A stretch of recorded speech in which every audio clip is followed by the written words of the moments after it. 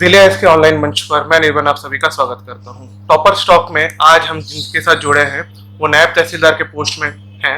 उनका नाम है नेहा उइके। Hello Neha, congratulations. कैसा लग रहा है आपको ये पोस्ट पाने के बाद? ये पोस्ट पाने के बाद तो बहुत अच्छा लग रहा है। मतलब रातों रात अब चीजें बदल गई। पहले स्टूडेंट थे, अब चलो एक पोस्ट मिल गया है, बहुत अच्छा लग रहा है। तो इनके बारे में जानते हैं कि बेसिक बैकग्राउंड कहाँ से है, ये क्या ग्रेजुएशन की है इन्होंने और बाकी सारी चीज़ें। तो आपका बेसिक बैकग्राउंड कहाँ से है आप? सर मैं राजनांदगांव जिले से हूँ। राजनांदगांव जिला और तहसील छुरिया और ग्राम आना था, गाँव से हूँ। ओके।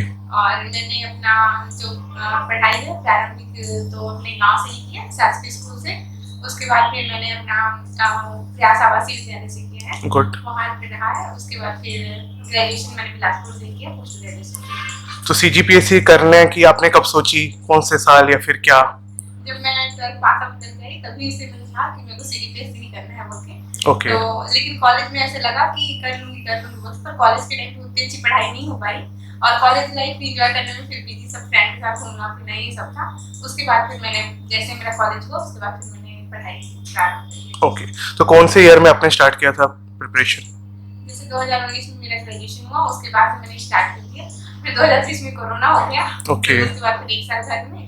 उसके बाद फिर जब सेकंड लॉकडाउन हुआ तब मैं बिलासपुर में ही थी और बिलासपुर में रही, मैंने पढ़ाई कंटिन्यू करी। तो ये आपका कौन सा अटेम्प्ट था? ये मेरा सेकंड अटेम्प्ट था। ओके, फर्स्ट अटेम्प्ट में क्या हुआ? फर्स्ट अटेम्प्ट में प्री ही नहीं निकला था। अच्छा, तो ये सेकेंड अटेम्प्ट में आपने फर्स्ट टाइम में प्री, मेंस और इंटरव्यू तीनों क्लियर कर दिए। Very good, very good. तो क्या लगता है आपको कि सीजीपीएससी का बेसिक थीम क्या है, क्या करना चाहिए स्टूडेंट्स को कि उसको पूरे एक बार में निकाल ले? बेसिक थीम इसका ये है कि जब आप प्रिपरेशन में लगे हो तो कंटिन्यू आप लगे रहो। बीच बीच में आपको लंबा गैप नहीं लेना है। अगर आप जैसे मैं बिलासपुर में रह के पढ़ाई कर रही हूँ तो घर महीने भर के लिए नहीं जाना है। आप ज्यादा से ज्यादा 1 वीक के लिए, 5 दिन 4 दिन के लिए जा सकते हो। बस एक अपनी पढ़ाई में कंसिस्टेंसी बनी होनी चाहिए और रिवीजन बार बार होना चाहिए। रिवीजन मस्ट है। और तीसरा चीज ग्रुप डिस्कशन। ग्रुप डिस्कशन भी बहुत इंपॉर्टेंट है। तो आपके हिसाब से कंसिस्टेंसी और ग्रुप डिस्कशन आपके लिए बहुत ज्यादा हेल्पफुल रहा है। ओके, ठीक है। आपका ग्रेजुएशन जो बायोटेक्नोलॉजी से था वो कितना हेल्पफुल रहा सीजीपीएससी की प्रिपरेशन में? बायोटेक्नोलॉजी में जैसे हमारे साइंस सब्जेक्ट है, ओके। मेंस में पेपर 4 में। तो बायोटेक्नोलॉजी में जैसे मैंने डीएनए वगैरह पढ़े थे, डीएनए आरएनए ये सब चीजें, प्रोटीन्स वगैरह, तो ये सब चीजें हमको पेपर 4 में पढ़ने को मिलता है। तो पेपर 4 मेरा अच्छा रहा, मतलब साइंस वाला पोर्शन मेरे लिए इजी था। आपकी हॉबीज क्या है? हॉबीज में योग करना, छत्तीसगढ़ी गाने सुनना, छत्तीसगढ़ी व्यंजन बनाना, ये सब। ये सारी चीजें से भी आपको काफी सारे मोटिवेशन और पॉजिटिव एनर्जीज मिली होंगी, राइट? जैसे कि मैंने अपने रूटीन में अगर नॉन स्टडी मटेरियल्स भी इम्पोर्टेंट होते हैं तो मेरा था कि मैं सबसे पहले मॉर्निंग में अपना जो भी दिनचर्या का काम है उसके बाद फिर योग करना कंपलसरी था। जैसे कि अगर वो हमारे हैबिट में आ गए तो नहीं करो तो ऐसा लगता था बहुत इंपॉर्टेंट फैक्टर छूट गया है। तो योग बहुत इंपॉर्टेंट लगता है। तो आपको क्या लगता है कि जैसे कई बार बोलते हैं ना कि ग्रेजुएशन वो सारी चीजें अलग अगर हो जाती हैं, तो क्या लगता है कि इस साइंस फील्ड से आने के बाद सीजीपीएससी से रिलेटेड आपको क्या लगा, क्या क्या चैलेंजेस आई आपको बेसिकली? सर मेरा ग्रेजुएशन जैसे कि साइंस में हुआ है, उसके बाद फिर पोस्ट ग्रेजुएशन मैंने हिस्ट्री से किया। ओके। तो ऐसे में मतलब दिक्कत कुछ नहीं होता है, बस वो हमारी मेंटेलिटी है, वो हम करने चाहें तो वो कर सकते हैं। तो ये हुआ कि जब मेरा साइंस था बैकग्राउंड तो साइंस में पेपर 4 अच्छा रहा उससे, और जब मेरी हिस्ट्री था तो पेपर 3 में मेरे को बेनिफिट हुआ। तो ऐसे है कि हमको मतलब हमारे सब्जेक्ट से कोई दिक्कत नहीं हुआ। और अगर दिक्कत होती भी है तो जब आप कंटिन्यू पढ़ते रहते हैं, जैसे कि कॉन्स्टिट्यूशन वगैरह हम कभी नहीं पढ़े अपने बैकग्राउंड में, तो कॉन्स्टिट्यूशन हो गया और पेपर 7 वगैरह ये सब तो करेंट अफेयर्स ये सब चीजें, और कॉन्स्टिट्यूशन वगैरह के लिए जब हम कंटिन्यू पढ़ते हैं वो फ्लो में आ जाता है और हमको चीजें याद होने लगती है। तो आपको क्या लगता है कि सीजीपीएससी करने से सबसे बड़ा बिगेस्ट हर्डल या बिगेस्ट चैलेंज आपने क्या फेस किया? सब्जेक्ट वाइज भी पूछ रहा हूँ, और एक तैयारी करने के दौरान बहुत सारी डिफिकल्टीज आती हैं मेंटली। कई बार ऐसा लगता है कि नहीं हो रहा है, तैयारी छूट रहा है। कई सारे आपने काफी लंबे अरसे से किया है ना, 2019 से अभी है, तो ये 3-4 साल में जैसे आपने प्रिपरेशन किया, क्योंकि सीजीपीएससी का ड्यूरेशन सिलेबस को देखते हुए काफी लंबा लगता है, क्योंकि एक कोई ऐसा नहीं कि कोई 6 महीने में कंप्लीट हो जाए। तो इतने लंबे टाइम की प्रिपरेशन करने के लिए आपको क्या लगता है कि सबसे बड़ा चैलेंज आपको क्या लगा? अगर मैं स्टडी मैटर में बोलूँ तो सबसे बड़ा चैलेंज मेनली इंग्लिश, मैथमेटिक्स और इकोनॉमी करना था। ओके। तो अब मैंने अपना इकोनॉमी सौरभ सर का जो नोट्स है उसी से किया, उसी से मेरा इकोनॉमी स्ट्रॉन्ग हुआ। और अच्छी बात ये है कि पेपर 5 में मेरे अच्छे नंबर है। Good, that is good. और मैथमेटिक्स वगैरह के लिए मैंने डेली प्रैक्टिस की, तो वो मेरा ठीक हुआ। और नॉन स्टडी फैक्टर में बोले तो हर तीसरे दिन लगता था अरे यार कितना पढ़े, हो गया बस नहीं पढ़ना बोल के, या फिर ऐसे लगता था इतना तो पढ़ ली पर नंबर कम आते हैं। हाँ। मेंस के टेस्ट सीरीज दो उसमें नंबर कम आते हैं, तो ये सब चीजें डीमोटिवेट करती थी। पर फिर भी इन सब के बीच में अगर आप अपने जो भी इम्पोर्टेंट काम है, जैसे कि रुचि वाले काम है, वो सब करते हो बीच में, या फिर सर से बात करते हो, सर से बीच में आके बात कर लिए, तो मोटिवेशन अपने अंदर से आ जाता है। तो आप सेल्फ मोटिवेटेड और सर से मोटिवेशन लेने की हमेशा कोशिश करते हैं। और घर में बात कर लो, जैसे कि मैं अपने पापा से बात कर लिया करती थी, तो ये मेरे लिए motivation. Very good, very good. तो कैसा रहा ये 3-4 साल का एक्सपीरियंस आपका? क्या लगता है कि बच्चे को और भी जो नए स्टूडेंट्स हैं जो इस साल जुड़ने चाहते हैं इस फील्ड के लिए, तो क्या टिप्स देंगे कि क्या करें या क्या ना करें? सर मैं तो पहले ये बोलूंगी कि अगर आप इसमें प्रिपरेशन करने आ रहे हो तो इंटरेस्ट के साथ आओ और इंजॉय के साथ प्रिपरेशन करो। क्योंकि जो ये हमारा जर्नी है, जो हम प्रिपरेशन करते हैं वो वाला जर्नी, वो हमको बहुत सारी चीजें सिखाता है। जैसे कि मैं अवेयर नहीं थी दुनिया से कि कैसे है, कैसे हैंडल करना है, ये सारी चीजें। तो पढ़ते पढ़ते ही मेरे को समझ आने लगा कि कहाँ पे कैसे बात करनी है, अपने आप को कैसे मेंटेन करना है, ये सारी चीजें। तो हमको ये एक पढ़ाई तो मतलब ठीक है कि हम पोस्ट दिलाते हैं, हम एजुकेटेड हैं, लेकिन इसके अलग जो अदर फैक्टर जो हमारी पर्सनैलिटी के लिए जरूरी है, वो सारी चीजें मेरे को लगता है पीएससी देना चाहिए।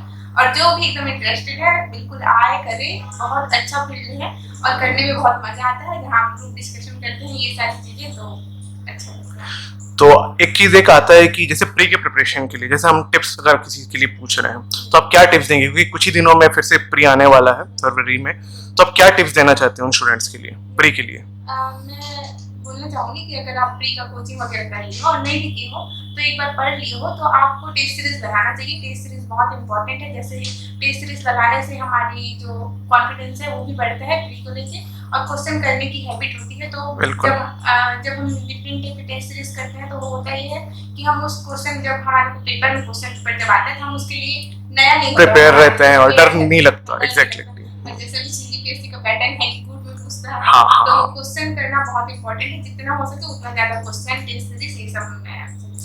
आजकल एक कुछ स्टूडेंट्स का ये भी दिक्कत आ रहा है कि सीसेट क्लियर नहीं कर पा रहे हैं, तो उनके लिए आप क्या टिप्स देना चाहती है? क्योंकि खुद आप मैथ्स बैकग्राउंड से नहीं है और वो लोग का यही कहना रहता है कि हमसे मैथ्स और रीजनिंग का सेक्शन नहीं बन रहा है, तो उनके लिए क्या कहना चाहेंगे?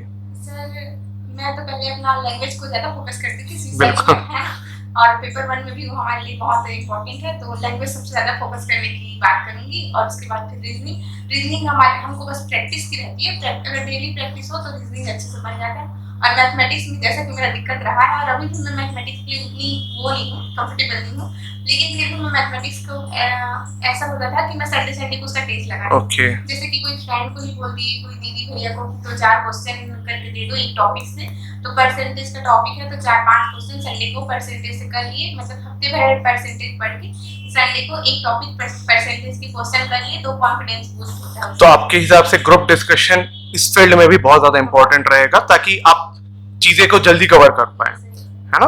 तो देखिए अभी इसके बाद आप लोग के प्री के बाद 2-2.5 महीने ही बचे थे मेंस के एग्जाम्स के लिए, तो आप क्या सोच रही थी उस 2-2.5 महीने में? आपका थिंकिंग प्रोसेस, थॉट प्रोसेस क्या रहा था?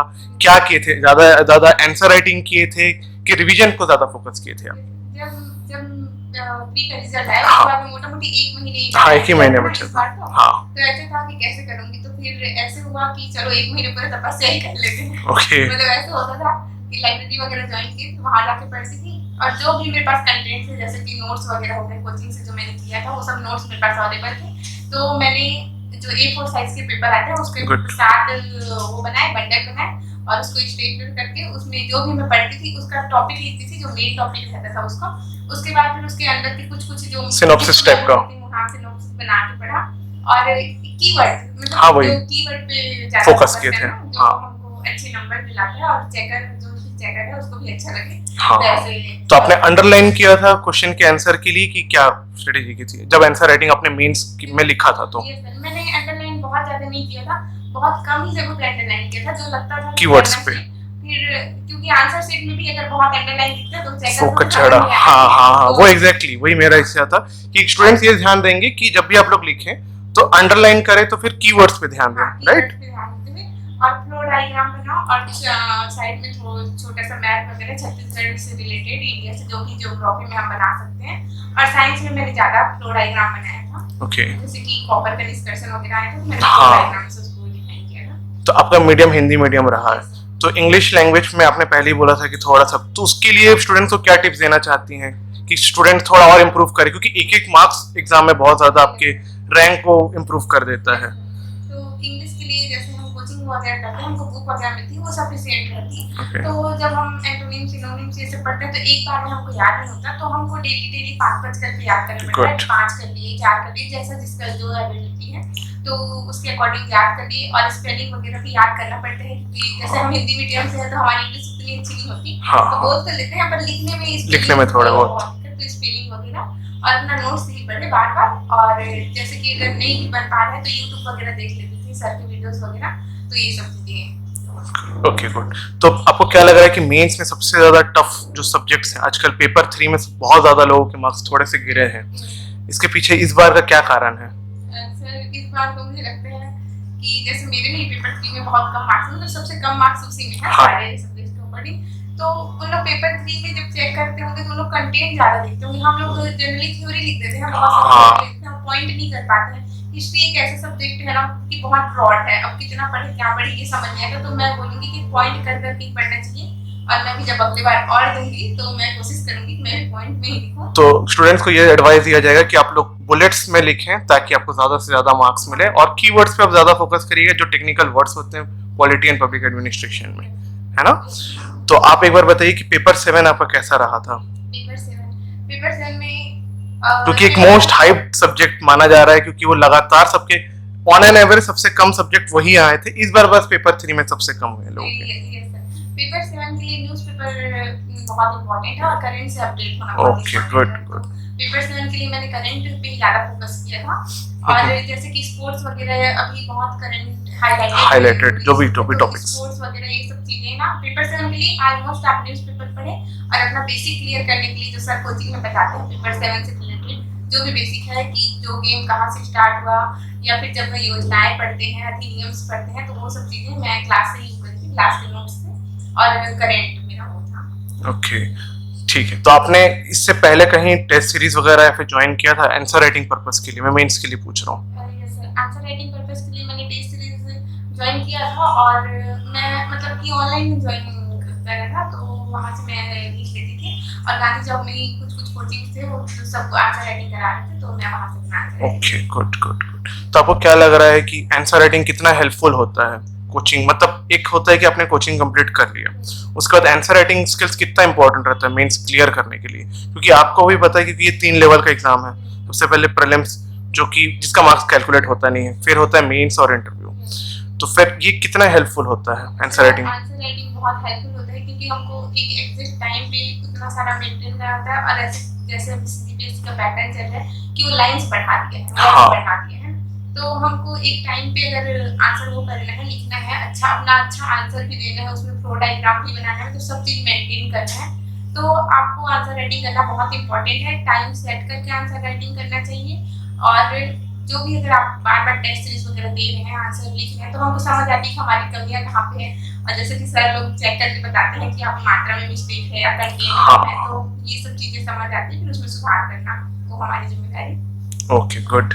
तो आपको क्या लग रहा है जब आपने इंटरव्यू, जैसे मेंस का आपका रिजल्ट आया, उसके बाद इंटरव्यू के लिए भी इस बार ज्यादा टाइम मिला नहीं था, तो कैसा रहा था आपका इंटरव्यू? कौन से पैनल में आपको मिला था? कैसा रहा वहाँ का एक्सपीरियंस? सर इंटरव्यू के लिए मैंने जैसे मार्क दिए थे, मॉक दिए थे, दो 3 जगह, तो ये था कि मैं सजेस्ट करूंगी कि जो जैसे आपका एग्जाम का पैटर्न वैसे आप करो। जैसे कि फ्री में ज्यादा क्वेश्चन लगाओ, मेंस में बहुत आंसर राइटिंग करो, और मॉक के टाइम पे बहुत मॉक दो, या फिर अपने दोस्तों के सामने सबके सामने बैठ के बोलो, ताकि हमारा हेजिटेशन जो है वो कम हो। तो उस समय मेरे को ओके में आपका बोर्ड मिला था, और मेरा मॉक जो है 15 से 20 मिनट लगभग चला था, और मैं सबसे लास्ट में ही थी, मतलब 5 को था ना, तो 5 में सबसे लास्ट है, बहुत लेट हो गया था उनको। तो मेरा मॉक बहुत अच्छा रहा और लास्ट में सर ने बोला भी कि थैंक यू अच्छा मॉक देने के लिए, मतलब अच्छा इंटरव्यू देने के लिए, उन्होंने ऐसा बोला मेरे को। तो लगा कि चलो ठीक है, अच्छा गया। और मेरे से क्वेश्चन पूछे थे, मेरे हॉबी से पूछे थे, छत्तीसगढ़ी गाने गाने भी बोल दिए थे और योग वगैरह से, प्राणायाम ये सब चीज पूछे थे। चंद्रयान के बारे में पूछा गया था मेरे से और हिस्ट्री में पूछे थे, रंजीत सुल्तान के बारे में पूछे थे और कुछ और पूछे थे ऐसे। एक वो याद नहीं आ रहा है क्या था। ठीक है, सिचुएशनल क्वेश्चन थोड़े ज्यादा पूछे थे। ओके, आप हमारे स्टूडेंट्स को क्या टिप्स देना चाहती हैं कि उन और बेहतर करे और मोटिवेटेड रहे, क्योंकि मैक्सिमम स्टूडेंट्स का यही दिक्कत आ रहा था कि वो मोटिवेशन से थोड़ा दूर जा रहे थे। इसके लिए हम लोगों ने काफ़ी सारे प्रयास भी किए हैं, जैसे साइकोलॉजिकल मेंटल हेल्थ सेशन चला रहे हैं हम। तो इस तरीके के सेशंस काफ़ी सारे स्टूडेंट्स के लिए हेल्पफुल भी रहते हैं। बट आपकी तरफ से आप स्टूडेंट्स को क्या बोलना चाहेंगी, क्या मोटिवेशन देना चाहेंगी ताकि वो लोग और बेहतर कर पाए इस एग्जाम्स के लिए, क्योंकि टेंशन काफ़ी रहता है, काफ़ी स्ट्रेस्ड एग्जाम होता है और ये पेपर मेंस के टाइम खासकर, क्योंकि आपको 4 दिन में 7 पेपर लिखने होते हैं। तो उन सारी चीज़ों के लिए आप कुछ टिप्स देना चाहेंगी तो?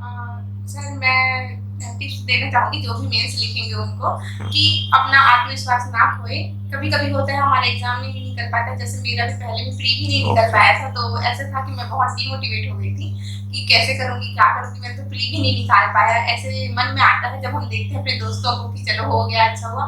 तो इससे डिमोटिवेट होने की जरूरत नहीं है, क्योंकि सबका टाइम आता है, ये सोच के हमको तैयारी करनी चाहिए, कंटिन्यू अपना बने रहना चाहिए और ज्यादा से ज्यादा कोशिश करते हैं कि हम प्री में टेस्ट लगाएं, जितना हो सके उतना ज्यादा टेस्ट लगाने की हमको जरूरत है।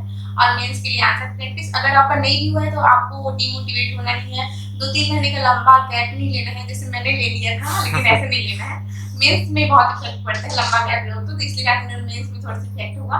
तो आपको लंबा गैप नहीं लेना है, 1-8 हफ्ते अच्छे से घूमो, अगर नहीं हो पाया है तो उसके बाद फिर आप फिर से स्टार्ट करो। और जब तैयारी करते रहो तो हर तीसरे दिन लगता है कि अब बहुत हो गया, कैसे करें, नहीं पढ़ने का मन करता। तो पढ़ने का मन किसी को भी नहीं करता, जनरली बात ये है, लेकिन हमको हमारा उद्देश्य बड़ा रखना है। जिस जो सोच की हम पढ़ाई करते हैं बस उसको हमको ध्यान में रखना है। फ्रेंड सर्कल्स एकदम कटना नहीं है, मतलब सोशल मीडिया से जैसे मैंने कटा था, सोशल मीडिया से मतलब मैंने 2 से 3 साल तक ना इंस्टा ना टेलीग्राम ऐसे कुछ नहीं चलाया था, तो ये बात है। तो आप ऐसे कर सकते हो। और तो दूसरी चीज ये है कि आप मतलब जो गैर स्टडी पेपर है उसमें आप ये कर सकते हैं कि आपको संडे को हफ्ते भर अच्छे से पढ़ लिए, संडे को भी चिल करो, मूवीज वगैरह देखो। तो मैं संडे को नहीं पढ़ती थी, संडे को मतलब जनरली मैं 10 से 12 तक ही पढ़ती थी, उसके बाद फिर मैं नहीं पढ़ती थी, मूवी वगैरह देखती थी या फिर फ्रेंड लोग के साथ कहीं खाने वाने चलती है। तो ये था, तो बस ये स्ट्रेटेजी रखने के लिए बहुत चाहिए। तो आप क्या बोलेंगे, आप जैसे आपका डेली शेड्यूल रहा था तो आपने कितने घंटे या कितने आवर्स स्टडी किया था उस टाइम? सर जब एग्जाम्स के वो नोटिस नहीं आते थे तो उससे पहले मैं 6 से 7 घंटे पढ़ती थी।